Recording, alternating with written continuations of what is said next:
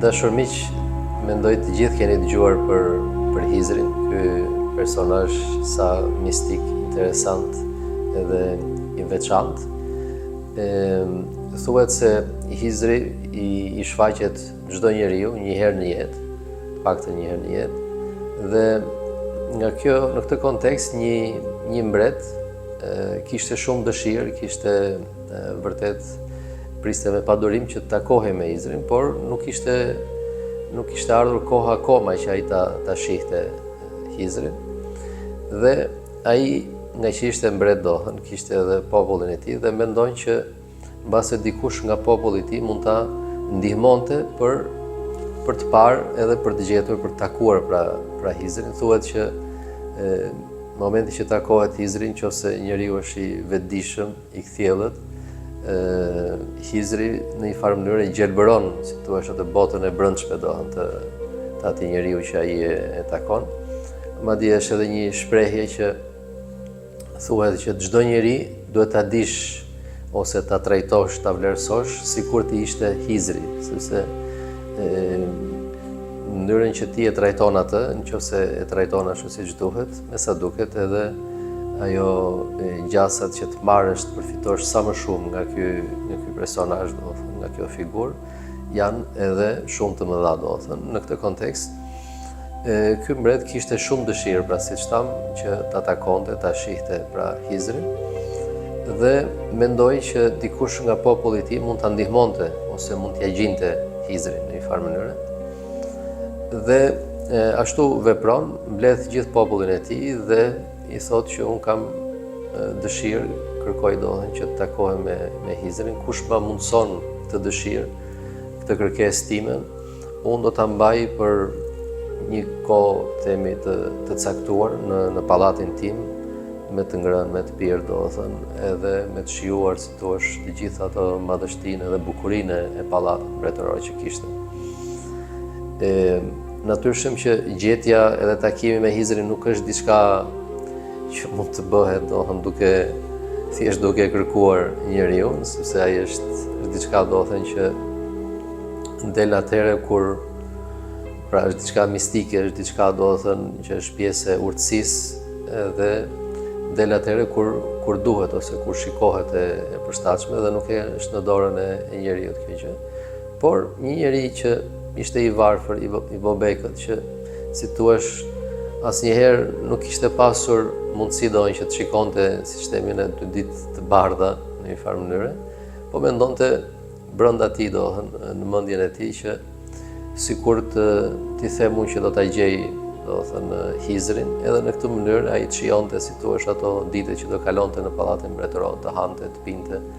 ato gjëra që mbase edhe në ëndra nuk i kishte ëndërruar, pra të jetonte një jetë prallore, mbretërore, si thua, ndonse edhe për një kohë të caktuar. Dhe gjatë kësaj kohe pastaj mbase dilte Hizri ose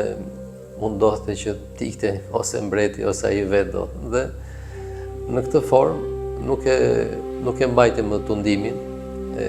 të qendrit ose të jetuarit edhe për një kohë të shkurtër në pallatin mbretëror dhe u ngrit edhe tha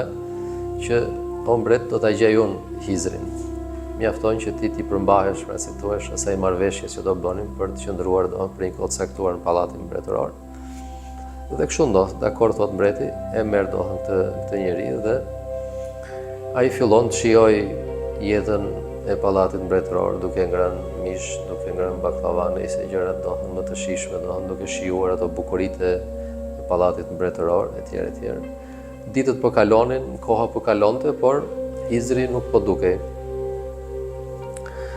Dhe mbreti dohen kishte një kështëri, kishte një dëshirë shumë të madhe për ta takuar, për ta gjetur këtë gjë. Mirë po, ditët kalonin dhe nuk kishte diçka në horizont. Dhe vjen dita, si thua, e fundit e marrëveshjes që kishin bërë për ta gjetur Hizrin. Dhe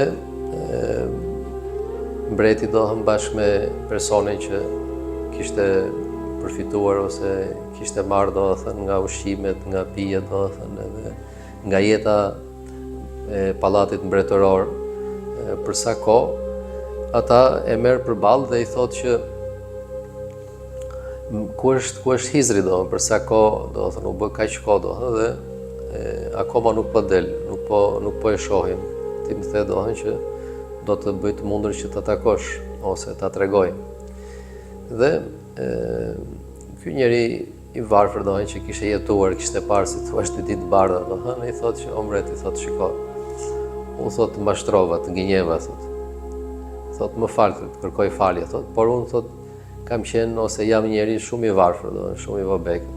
Mendova dhe unë të shikoja 2 ditë të mira, duke ngrënë, duke pirë, duke jetuar, si thuash, duke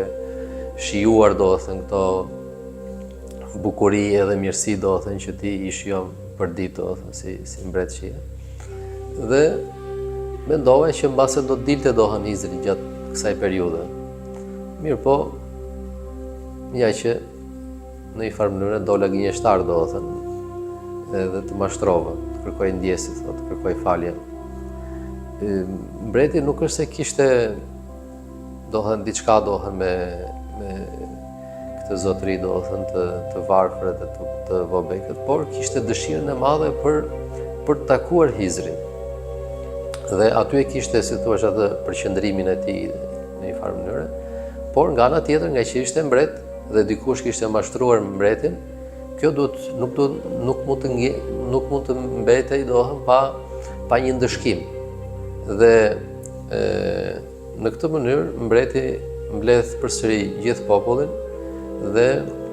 kishte edhe 3 vezir ose 3 këshilltar, pra 3 ndihmës, dhe kërkon në prani të gjithë popullit mendimin e tyre se ç'duhej të bëhej me një njeri që mashtronte mbretin.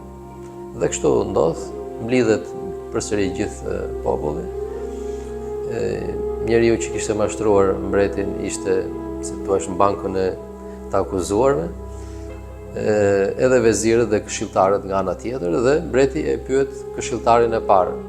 se ç'duhet bërë me një njeri që mashtron mbretin. Dhe këshilltari i parë i thotë që shiko mbret, unë mendoj që këtë njeri ta marrim edhe ta varim dhe në një farë mënyrë atë mishin t'ia presim copa edhe ta shohi gjithë mileti se ç'është të mashtrosh mbretin. Ndërkohë, pasi u than këto gjëra, nga populli një zë thotë që çdo gjë shkon në origjinën e vet. Nëse u tha kjo fjalë, por nuk është se mbreti qëndroi shumë mbi këtë gjë dhe kaloi tek këshilltari ose tek veziri i dytë dhe e pyet atë se ç'duhet bërë me një njeri me këtë njeri që mashtron mbretin. Dhe veziri i dytë thotë që o mbret, e di ç'mendoj unë, ta marrin këtë njeri, marrin dhe një enë edhe në një farë mënyrë atë ta shtypim të kjo enë, ta shohin gjithë mileti, ta shohin gjithë populli se ç'është të gënjesh edhe të mashtrosh një mbret. Ndërkohë nga populli sërish u tha e njëjta fjalë që çdo gjë shkon në origjinën e vet. Më pas, kjo fjalë pati një lloj intrigimi tek mbreti gjithsesi ai vazhdoi me këshilltarin e tretë edhe e pyet atë se ç'duhej bërë pra me këtë njeri që mashtron mbretin, dhe këshilltari i tretë i thotë që shiko mbret, ty në një farë mënyrë të ka parë Zoti, pra ti je mbret, ke gjithçka, ke këtë pallat, ke pasuri, ke gjithçka, shumë njerëz janë në urdhrat e tua, pra ti je mbret Dhe ky është një njeri i varfër, një njeri i vobekët. Ati u mundsua në një farë mënyrë që t'jetonte 2 ditë bardha, pra të hante, të pinte, të kishte një jetë për allore, ndonse edhe për një kohë të shkurtër. Ty i thot të shkon, si thua, mbretëria, kurse ati shkon në një farë mënyrë ajo gjë që ka bërë. Kështu që nga që je mbret i fuqishëm, ty të shkon që ta falësh, edhe fale këtë njeri Si thua, në një farë mënyrë bëj sevap ke bërë sevap për një njeri që s'ka pasur mundësi të jetojë ashtu siç duhet. Dhe ndërkohë që u tha dhe kjo gjë pra nga këshilltari i tretë, përsëri nga populli u dëgjua e njëjta shprehje dhe thotë që çdo gjë shkon në origjinën e vet. Këtëherë kthehet nga populli mbreti dhe thotë aty nga doli zëri dhe i thotë që u than 3 gjëra